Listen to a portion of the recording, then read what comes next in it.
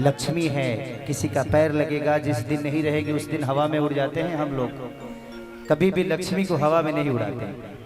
लेके आई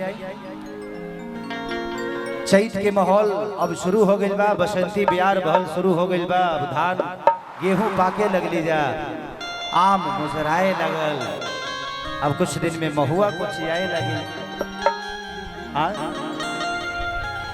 कि लगा के फेर भली गेहूं कटी है जनर पगली। हमारे पवन बाबा का ये जादू था। मुझे लगता है कि मेरे जीवन में बहुत ऐसे कुछ लोग जुड़े जिन्होंने मेरे लिए बहुत कुछ किया।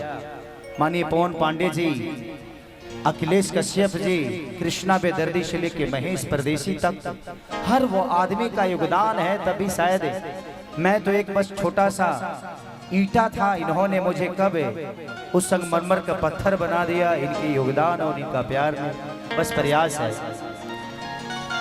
कि चढ़ल जवानी जो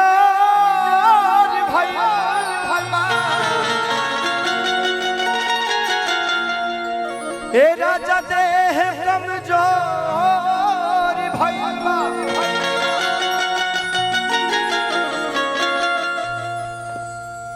कि कहीं से के सूती बोट के हुआ के धरिया,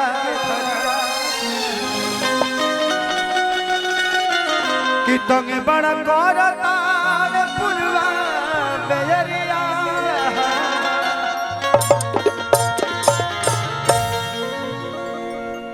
कि घाम लागता जे राजा, तू लो हमारे को छुआ तो एक बार बता दो। अरे नाल के चाटी बढ़ाओ यार। बेटा बेटा पहले कार्यक्रम कर लेते हैं, उसके बाद हाँ पूरा पूरा फिल्म बना लेंगे आपके साथ। हाँ पूरा फिल्म बनाएंगे। कि घाम लागता जे राजा, अरे घाम लागता, कि तू तो बहरा में करे लगा, कि तू तो अरे बहरा में करे लगा। अब कि घाम लागता ये राजा, घाम लागता,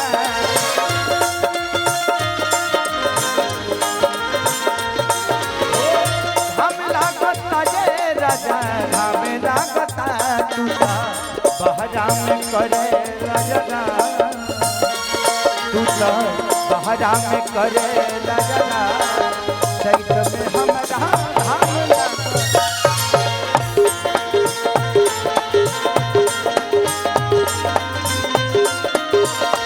तू बहरा में करे लगा, चैत में हमरा घाम लागता।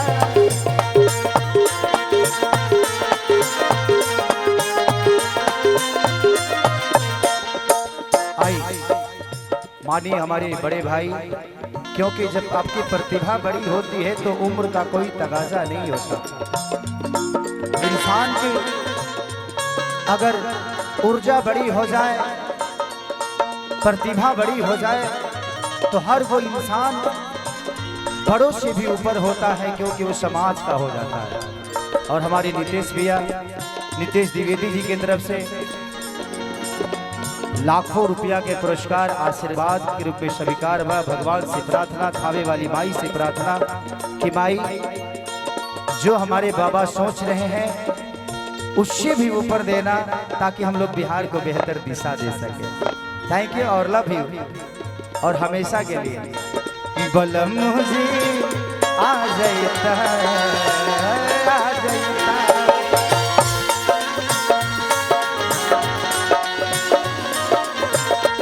अपना लूमी से बेना डोला जाता, अपना लूमी से बेना डोला जाता, डोला जाता, बोला मुझे आ जाता, आ जाता,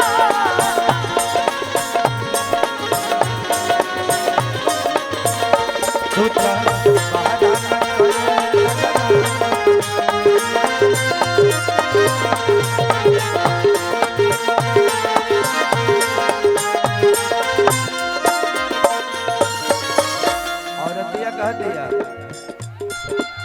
तू लोग तो ब्रेक डांस देख लही हो खूब।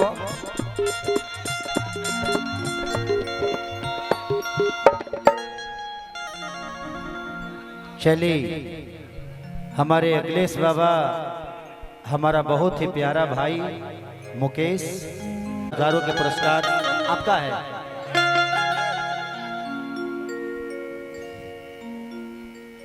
कि तू तलोठियाना में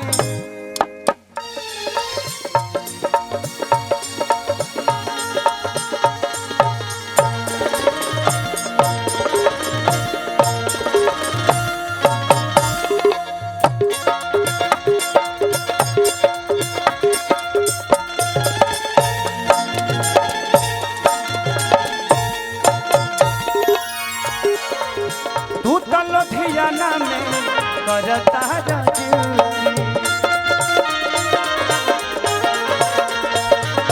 पछुआ के हवा मोर बिगाड़ देता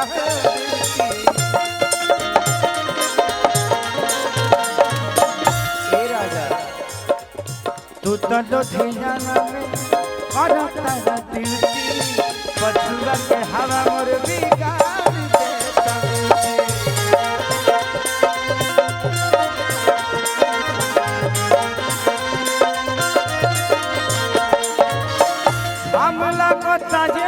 राजा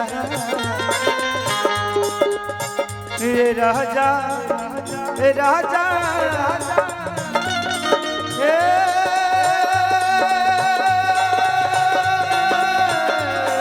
राजा घाम लगता जे राजा घाम लगता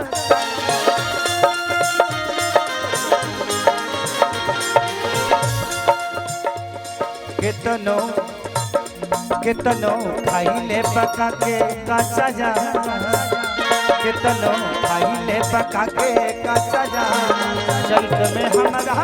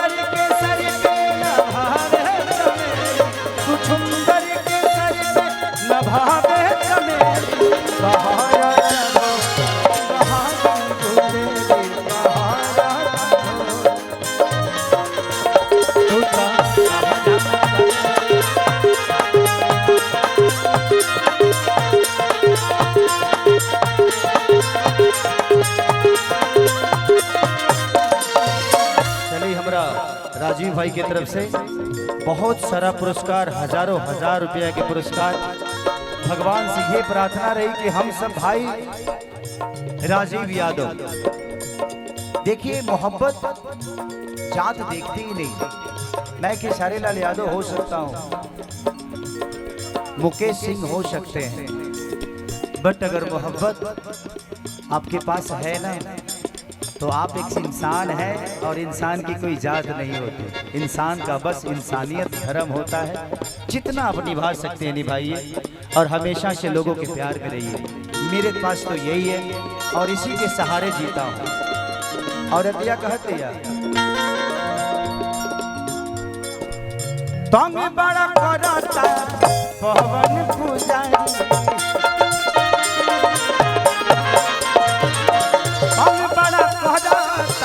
पवन पुजारी,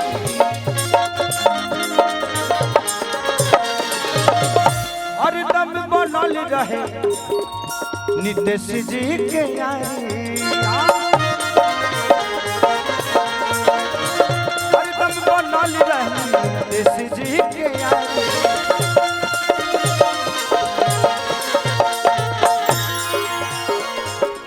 किसे की सेवा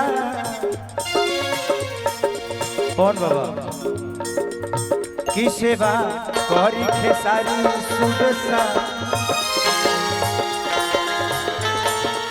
अच्छा चलिए भाई की तरफ से लाखों लाख रुपए के पुरस्कार और हमारे नीतीश बाबा के बहनोई हैं, आप ब्राह्मण हैं और आपको भी प्रणाम बाबा, दिल से प्रणाम के आशीर्वाद में हमेशा रखिए आप लोग। खेसरिया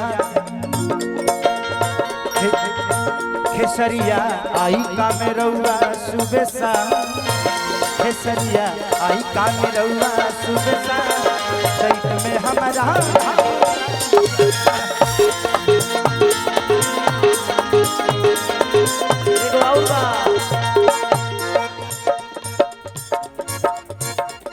दिल ले गया परदेसी कोई रोना था, दिल ले गया परदेसी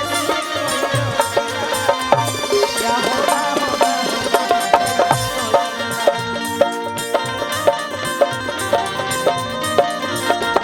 क्या होगा होगा होगा मेरा क्या होगा होगा होगा मेरा क्या होगा होगा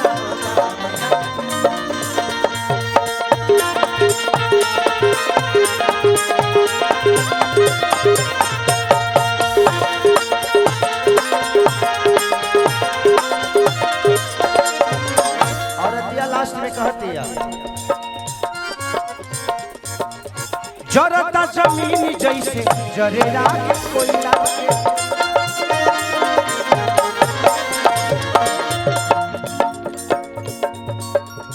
आग लगो ऊपर पड़ो बहरा कमैला के,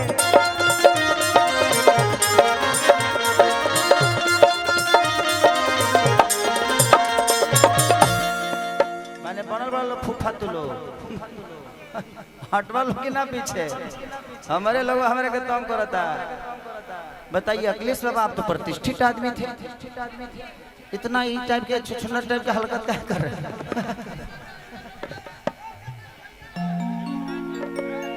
हाँ बिल्कुल अच्छी बात है, अच्छी बात है। थोड़ा सा हट जाइए आप लोग, थोड़ा सा बाबू थोड़ा पीछे हो जाओ, ठीक है?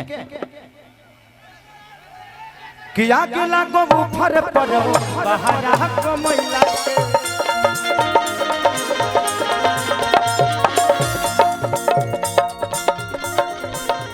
ओकरे के रिपीट करो कि का करता न कबो झंडुका,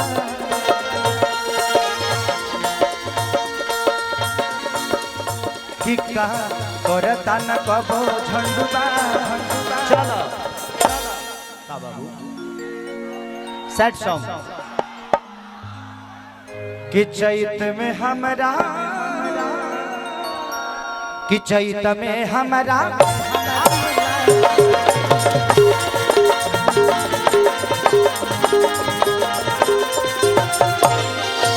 तू